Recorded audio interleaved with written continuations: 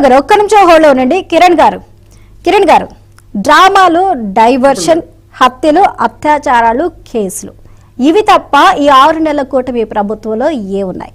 ఇచ్చిన హామీలు ఏమాత్రం నెరవేర్చారు?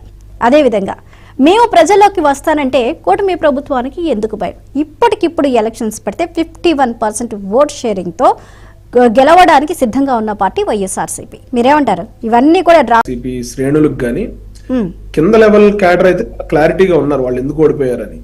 జగన్మోహన్ రెడ్డి గారి స్థాయిలో మాత్రం వాళ్ళకి ఇంకా క్లారిటీ రావట్లేదు. నేను ఏం చెప్తా ఉన్నానంటే వాళ్ళు భ్రమల్లోంచి బయటకు వచ్చి ఎందుకు ఓడిపోయాం, ప్రజలు ఎంత ఘోరమైన ఓటమిని మనకు ఎందుకు ఇచ్చారు, 151 నుంచి 11కి ఎందుకు పడిపోయాం, 175 అవుట్ ఆఫ్ 175 అని చెప్పి మనం 11కి ఎందుకు వచ్చేసామని చెప్పి రెట్రోస్పెక్ట్ చేసుకోవాలి మేడం. రెట్రోస్పెక్ట్ చేసుకోకుండా ఇంకా గాలిలో మేడలు కట్టి ఇంకా మిద్దెలెక్కి లేకపోతే ఇప్పుడు ఎలక్షన్ పెడితే నాకు 51% వస్తుంది ఇదంతా కాదు. రేపు పొద్దున లోకల్ బాడీ ఎలక్షన్స్ ఉన్నాయి. ఆ ఎలక్షన్ లో మీ ప్రతాపం ఏంటో చూపించవచ్చు. వెంటనే 29లోనే దాకా ఆగవసరం లేదు. లోకల్ బాడీ ఎలక్షన్స్ వస్తాయి, ఈ మధ్యలో ఏమన్నా ఎమ్మెల్సీ లాంటి ఎలక్షన్లు వస్తాయి, స్థానిక సంస్థలు వస్తాయి. వీటన్నిటిలో కూడా జగన్మోహన్ రెడ్డి గారు ఆయన ఎంతవరకు ఆయన పర్ఫామ్ చేస్తారనేది వాళ్ళు బేరీజ్ వేసుకోవచ్చు. ఇప్పుడు జమీలు వచ్చేసేయాలని చెప్పి పగటికళ్ళకి అంటా ఉన్నారు. జమీలు వచ్చినా కూడా కూటమి ప్రభుత్వం మళ్ళీ విజయదుందుబి మోగిస్తుంది, అందులో ఏమాత్రం డౌట్ లేదు. ఇకపోతే మేమేదో భయపడతా ఉన్నాం అని చెప్పి అంటా ఉన్నారు. మేమెందుకు భయపడతాం? భయపడేది జగన్మోహన్ రెడ్డి గారు. 5 సంవత్సరాల జగన్మోహన్ రెడ్డి గారి పాలనలో ఆయన ఒక్కసారి కూడా ప్రజల మధ్యకి వచ్చి నేరుగా సమస్యలు తెలుసుకున్న పరిస్థితి ఒక్కరోజు కూడా లేదే. ఈ రోజున మా పార్టీ ఆఫీస్ దగ్గర, మంగళగిరి జనసేన పార్టీ కేంద్ర కార్యాలయం దగ్గర పవన్ కళ్యాణ్ గారు స్వయంగా వచ్చి అర్జీలు తీసుకుంటా ఉన్నారు ప్రజల దగ్గర నుంచి. మా ఎమ్మెల్యేలు, మా ఎంపీలు, మా మంత్రులు స్వయంగా వచ్చి అర్జీలు తీసుకుంటా ఉన్నారు. టీడీపీ ఆఫీసులో చంద్రబాబు నాయుడు గారు వచ్చి స్వయంగా అర్జీలు తీసుకుంటా ఉన్నారు. నారా లోకేష్ గారు ఆయన ఆఫీసులో ఆయన స్వయంగా వచ్చి అర్జీలు తీసుకుంటా ఉన్నారు. ప్రజల సమస్యలు స్వయంగా తెలుసుకుంటా ఉన్నారు. కానీ జగన్మోహన్ రెడ్డి గారు ఎప్పుడు ఆ పరదాలు దాటి లేకపోతే ఆ తాడేపల్లి ప్యాలెస్ దాటి బయటకు వచ్చిన పరిస్థితి లేదే. ప్రెస్ అందరినీ పిలిచి ఒకసారి ఒక్క ప్రశ్న అడ్రస్ చేసిన ఇన్సిడెంట్ కూడా లేదే. ఈ రోజున మేము ఎందుకు భయపడతా ఉన్నారంటే పరదాల రేట్లు పెరిగిపోతాయి అని చెప్పి మేము భయపడతా ఉన్నాం. జగన్మోహన్ రెడ్డి గారు బయటకు వస్తే పరదాల రేట్లు పెరుగుతాయి. అంతకు మించి ఈ రాష్ట్రానికి కానీ ఈ వైఎస్ఆర్సీపీకి కానీ వైఎస్ఆర్సీపీ కార్యకర్తలకు కూడా ఏమీ ఉపయోగం లేదనేది మీరు తెలుసుకోవాల్సిన అవసరం ఉంది ఈ రోజున.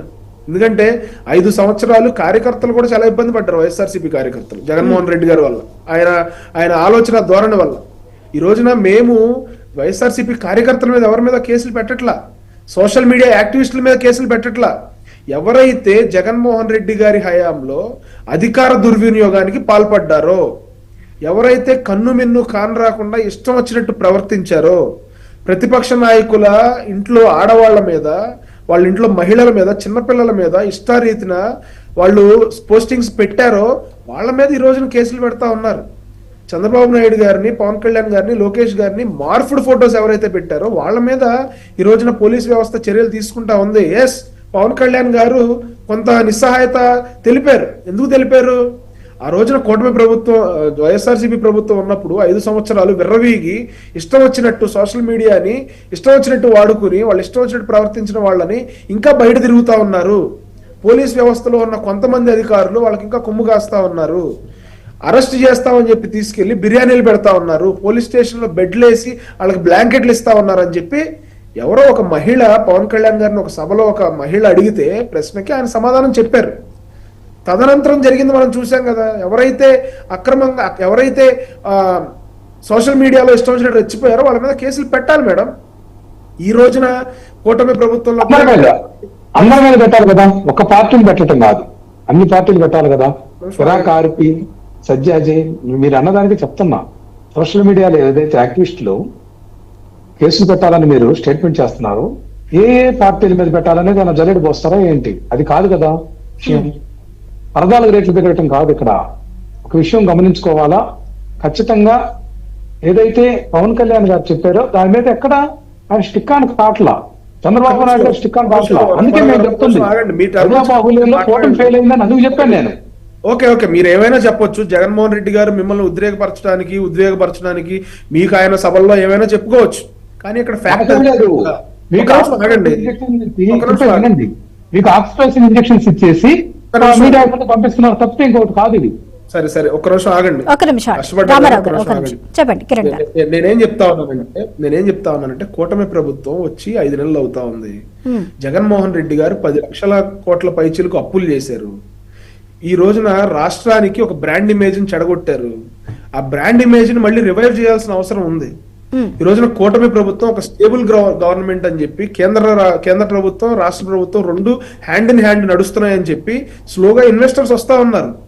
జగన్మోహన్ రెడ్డి గారి హయాంలో వెళ్లిపోయిన ఇన్వెస్టర్లు అందరూ మళ్ళీ వస్తా ఉన్నారు. లులు లాంటి సంస్థలు మళ్ళీ వెనక్కి వస్తా ఉన్నాయి. ఈ రోజున TCS లాంటి సంస్థలు వెనక్కి వస్తా ఉన్నాయి. వాళ్ళందరూ కూడా వైజాగ్ లాంటి ప్రాంతంలో అక్కడ మిలీనియం టవర్స్ లో కానీ లేకపోతే వైజాగ్ లో ఎక్కడైతే అనువుగా ఉందో IT టవర్స్ ఎక్కడైతే కట్టారో అక్కడ వాళ్ళందరూ కంపెనీలు ఏర్పాటు చేయడానికి వాళ్ళందరూ సుముఖత చూపుతా ఉన్నారు. ఈ రోజున మేమేదో కక్షపూరితంగా వ్యవహరించి కక్షపూరితంగా అక్రమంగా కేసులు పెట్టి ఆ బ్రాండ్ ఇమేజ్ ని చెడగొట్టాల్సిన ఉద్దేశం మాకు లేదు. ఆ అవసరం కూడా మాకు లేదు. ఎందుకంటే ప్రజలు ఒక బలమైన మ్యాండేట్ మాకు ఇచ్చి మీరు మమ్మల్ని పరిపాలించండి అని చెప్పినప్పుడు జగన్మోహన్ రెడ్డి గారు ఎక్కడెక్కడ డ్యామేజ్ చేశారో దాన్ని మొత్తాన్ని వెలికి తీయాల్సిన అవసరం కూడా ఉంది. ఆ రోజున వైఎస్ఆర్సీపీ ప్రభుత్వంలో ఇష్టం వచ్చినట్టు ప్రవర్తించేసి ఈ రోజున వాళ్ళకి శిక్షలు పడకపోతే జవాబుదారీతనం ఎక్కడ ఉంటుందండి? ఈ రోజున అధికారంలోకి వచ్చిన వాళ్ళు ఒళ్ళు దగ్గర పెట్టుకుని ప్రవర్తించకపోతే మళ్ళీ వచ్చే ప్రభుత్వాలు ఆ కేసులన్నీ తిరగదోడతాయి. వాళ్ళు చేసిన అవినీతి మొత్తం కానీ కిరణ్ గారు కేసులు పెట్టొద్దు అని వారు అనట్లేదు. కేసులు ఒకే పార్టీకి చెందిన వారి మీద పెట్టాలా అనేది వారి ప్రశ్న. అంటే కేసులు ఎవరు పెట్టాలి, ఏం చేయాలి అనేది జల్లెడ పట్టి ఒక సెలెక్టివ్ గా ఇదే పార్టీ వాళ్ళకి సంబంధించింది పెట్టాలా అని వారు అడుగుతున్నారు. ఎక్కడా చేయట్లేదండి, సెలెక్టివ్ గా ఎక్కడా చేయట్లేదు. మీరు గమనిస్తే మా పార్టీ నాయకుల మీద కూడా కూటమి నాయకుల మీద కూడా చాలా చోట్ల FIR నమోదు అవుతా ఉన్నాయి. ఇక్కడ మనం ఈ రోజుకి ఇది అబద్ధం. కిరణ్ కుమార్ గారు ఒక్క నిమిషం అండి, అబద్ధం మాట్లాడతాం. ఒక్క నిమిషం కాదు, అబద్ధాలు అట్లా కాదు ఒక్క నిమిషం ఆగండి. భావ్యం కాదు. ఒక్క తెలుగుదేశం పార్టీ కానీ నేను ఓపెన్ ఛాలెంజ్ చేస్తున్నా, ఒక్క FIR నెంబర్ చెప్పండి. ఏం చేస్తారు? ఇప్పుడు చెప్తాను FIR నెంబర్. మీరు టైం వచ్చినప్పుడు మాట్లాడండి. రామారావు గారు ఒక్క నిమిషం అండి, కిరణ్ గారు దాడులు చేసినటువంటి కేసుల్లో పట్టించుకోవాలా? ఎందుకు మీరు ఈ డిబేట్ లో అబద్ధాలు వద్దు, వాస్తవాలు మాట్లాడుకుందాం. ఏదైనా సాక్ష్యాధారం ఉంటే చెప్పండి, నేను సాక్ష్యాధారంతో నిరూపిస్తాను. ఎక్కడా ఒక్క Telugu Desam party social media activist కానీ, ఒక్క జనసేన యాక్టివిస్ట్ మీద కానీ, ఒక్క BJP యాక్టివిస్ట్ మీద కానీ ఎక్కడా కేసు నమోదు కాలేదు ఆంధ్రప్రదేశ్ లో ఈ 6 నెలల కాలంలో. కేవలం వైఎస్ఆర్ కాంగ్రెస్ పార్టీకి సంబంధించి సానుభూతి పరులు అవ్వచ్చు, లేకపోతే సోషల్ మీడియా యాక్టివిస్టులు అవ్వచ్చు, అట్లాగే ITDP వాళ్ళు ఫేక్ ఐడిని క్రియేట్ చేసినటువంటి అంశంలో కూడా వర్రా రవీంద్ర రెడ్డి లాంటి వాళ్ళ మీద ఆరోపణలు చేస్తున్నారు తప్పితే వాళ్ళ మీద ఎక్కడ కేసులు కట్టలేదే. అంతా కూడా అబద్ధ ప్రచారం చేసుకొని డైవర్షన్ పాలిటిక్స్ తోటి ఏదైతే ప్రజలను మభ్యపెట్టి కాలం గడిపి ఏదైతే తన అనుకూల పత్రికల ద్వారా మీడియా ద్వారా ప్రచారం చేసుకొని ఏదైతే మీరు లుల్లు మార్కెట్ ఎన్ని వస్తున్నాయి అన్నారు, ఎందుకు రాలేదండి? స్పెషల్ ఎకనామిక్ జోన్స్ అని చెప్పి లేకపోతే రకరకాల జోన్స్ అని చెప్పి 2014 నుంచి 19 వరకు అన్ని పరిశ్రమలు వస్తున్నట్టుగా క్రియేట్ చేశారే, అప్పుడు ఎందుకు రాలేదు? వస్తున్నాయి అని చెప్తా ఉన్నారు. పేపర్ పరిశ్రమ చైనా ప్రభుత్వ సహకారంతో వస్తుంది, ఆ ప్రభుత్వం ఆ యొక్క అధ్యక్షుల సహకారంతో వస్తుంది, బాపట్ల జిల్లాలో వస్తుందని చెప్పి ప్రచారాలు చేయటం, ఇదంతా కూడా కామన్, ఇదంతా కూడా మేనేజ్మెంట్ పాలిటిక్స్. రామారావు గారు కూటమి మేనేజ్మెంట్ పాలిటిక్స్ చేసే విషయం పక్కన పెడితే, రామారావు గారు కూటమి మేనేజ్మెంట్ పాలిటిక్స్ చేసింది అనుకుందాము. కాకపోతే ఇప్పుడు జగన్మోహన్ రెడ్డి తీసుకున్న ప్రణాళిక ప్రజల్లో ఎంతవరకు వర్కౌట్ అవుతుంది? గతంలో గడప గడపకు మీ ప్రభుత్వం అనే కార్యక్రమం లాంటిది ఒకటి పెట్టారు. కానీ ఎవరైతే అక్కడ తిరగడానికి వెళ్ళారో ఆ ప్రజలు వారిని ఊర్లోకి రానివ్వని పరిస్థితులు కూడా మనం చూసాం. మరి ఇప్పుడు తీసుకున్న ఈ నిర్ణయం ఎంతవరకు వర్కౌట్ అవుతుంది అంటారు? జగన్మోహన్ రెడ్డి గారు ఓదార్పు యాత్ర అంశం కానీ తర్వాత పాదయాత్ర అంశంలో కానీ సూపర్ సక్సెస్ అయ్యారండి. ఏదైతే 2014లో కూడా కేవలం రైతు రుణమాఫీ అనేది కనుక అనౌన్స్ చేస్తే ఆ రోజు అధికారంలోకి వచ్చేవాళ్ళు. కానీ అబద్ధాలు చెప్పి అబద్ధపు ప్రచారాలతోటి లేకపోతే అబద్ధపు హామీలతోటి ప్రభుత్వాన్ని ఏర్పాటు చేయాలనేటువంటి ఆలోచన వైఎస్ఆర్ కాంగ్రెస్ పార్టీకి కానీ జగన్మోహన్ రెడ్డి గారి కానీ లేదు. ప్రజల యొక్క సమస్యల కోసం ఈ రోజు కూడా 6 నెలల పాటు సమయం ఇచ్చాం తెలుగుదేశం పార్టీ కూటమి ప్రభుత్వానికి. 6 నెలల పాటు సమయం ఇచ్చాం. అయినా కూడా ఇంపార్టెంట్ సమస్యలు వచ్చిన దగ్గర ఏదైతే నడి బజార్ల వెనుకొండలో నరికినటువంటి అంశం మనకు కనపట్టలేదా?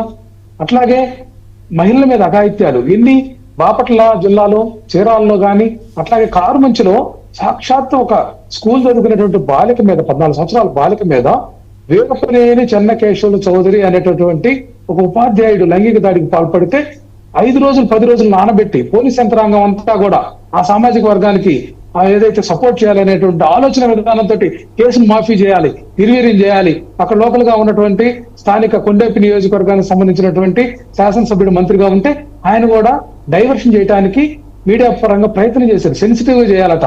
ఏదైతే తల్లిదండ్రులు వాపోతుంటే హాస్పిటల్లో పరామర్శకు వైసీపీ నాయకులు పోతుంటే దాన్ని కూడా అడ్డగించారు. ఎందుకంటే ప్రజాస్వామ్యం కూని ఏముంటుందండి ఈ రాష్ట్రంలో. అందుకని ఈ అంశాలన్నిటిని కూడా ప్రజలకు ధైర్యం చెప్పడానికి, ప్రజలను చైతన్యం చేయడానికి, ప్రజలకు అండగా ఉండటానికి బాధ్యత ప్రతిపక్షంగా నిలబడటం కోసం జగన్మోహన్ రెడ్డి గారు ముందుకొచ్చి బుధవారాల్లో మరలా ఒక షెడ్యూల్ పెట్టుకుని పార్లమెంట్ వారీగా ఏదైతే జిల్లాలు పర్యటిస్తానంటే ఈ యొక్క కూటమి నాయకులకు అంతా కూడా గుండెల్లో రైలు పరిగెత్తారు. ఓకే అండి, రైట్ అండి, right. Thank you so much అండి. ఈ డిబేట్ లో పాల్గొన్న రామ్మోహన్ గారికి, అదేవిధంగా రామారావు గారికి, కిరణ్ గారికి thank you so much. Right, చూస్తూనే ఉన్నాం కదా, జగన్మోహన్ రెడ్డి రాబోయే ఎలక్షన్స్ ని టార్గెట్ గా పెట్టుకుని మరొకసారి వైనాట్ 175 అంటే గత ఎలక్షన్స్ లో వైనాట్ 175 విఫలమైంది. కానీ రాబోయే ఎలక్షన్స్ లో ఎట్టి పరిస్థితుల్లో ఈ ప్రతిపక్షంగా కూటమిని నిలబెట్టే ప్రయత్నం అయితే చేస్తున్నారు. సింగిల్ డిజిట్ కి పరిమితం చేయాలనే ప్రణాళికలతో ముందుకెళ్తున్నారు. సంక్రాంతి తర్వాత ప్రతి పార్లమెంటు నియోజకవర్గంలో 2 రోజుల పాటు అక్కడున్న ప్రజలతో, కార్యకర్తలతో మమేకం కాబోతున్నారు. మరి గతంలో గడప గడపకు మన ప్రభుత్వం కార్యక్రమం ఏ విధంగా అయితే వికటించిందో అలా ఉంటుందా? లోపలికి కూడా రానివ్వకుండా కొంతమంది ప్రజలు, అక్కడ ఉన్న నియోజకవర్గాల ప్రజలు అడ్డుకున్న పరిస్థితులు కూడా మనం చూసాం. కొంతమంది నిరాజనాలు పట్టిన పరిస్థితులు కూడా చూసాం.